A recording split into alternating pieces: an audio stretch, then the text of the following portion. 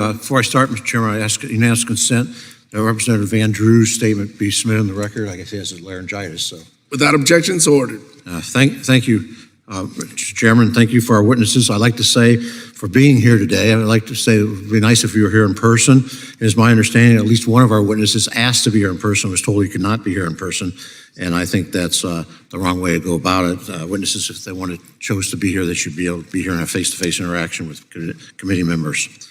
Before I get started my comments on the budget request for the federal maritime programs, I want to express to the Commandant the committee's disappointment at the Coast Guard's relying on the Department of Interior for its maritime and navigation safety responsibilities.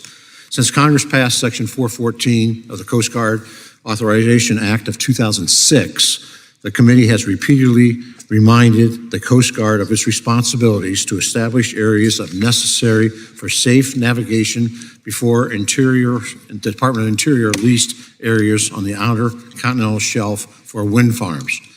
Navigation safety should have taken precedence.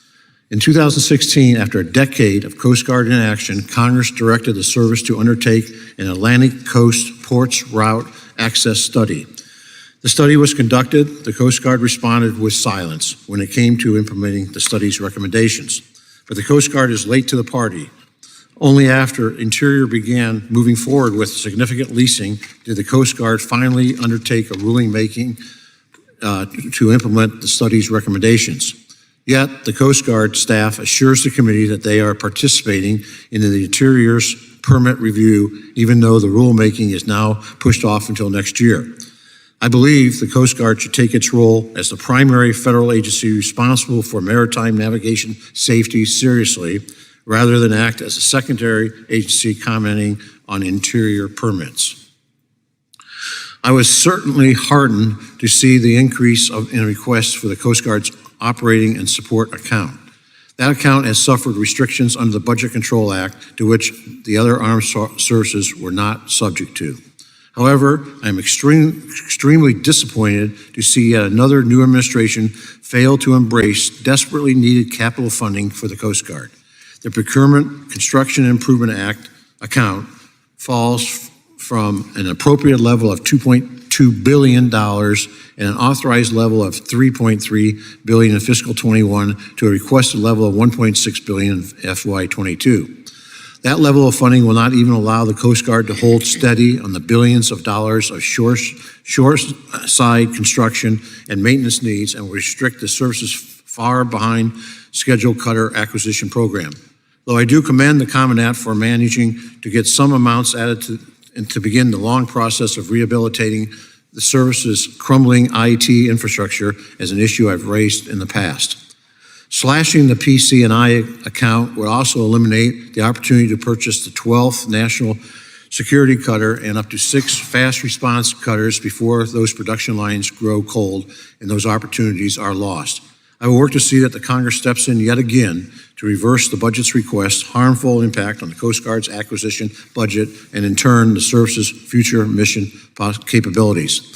The Coast Guard's mission has grown more numerous and more complex since the Department of Homeland Security blessed the current fleet mix. Congress has directed the Coast Guard to re-examine that fleet mix, and I look forward to hearing from the Commandant when we'll see the updated analysis. I also noticed there is no request for funds for the new Great Lakes icebreaker. I will work with colleagues in the Great Lakes delegation to correct this oversight.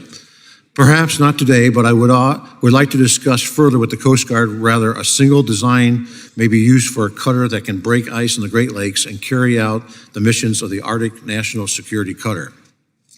Finally, let me commend Coast Guard Ensign David Zenkel for his article in the U.S. Naval Institute's publication, Proceedings, Recommendation the Coast Guard establish and operate ELORAN. Since 2008, when Coast Guard discontinued the LORAN C signal, DOT and the Interagency Committee on Position, Timing, and Navigation has manifestly failed to provide a recommendation on or follow Congress's direction to establish a backup timing signal. It's nice to see that someone outside of Congress understands the urgency of the situation.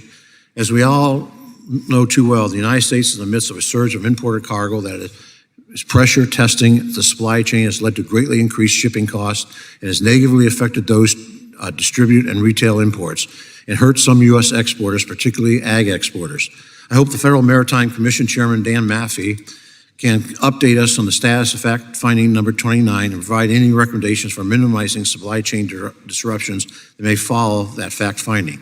In addition, I am interested in though the recent executive order on competition provides the Commission with any new authorities to prevent unfair and unreasonable practice by ocean shippers and marine terminal operators.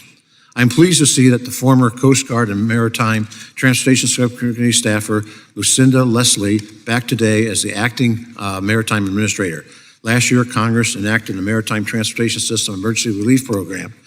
The U.S. maritime industry estimates it needs $3.5 billion under the program to offset unanticipated COVID-related expenses. Yet no such funds were provided in the February COVID relief package, and none are sought in the FY22 package request.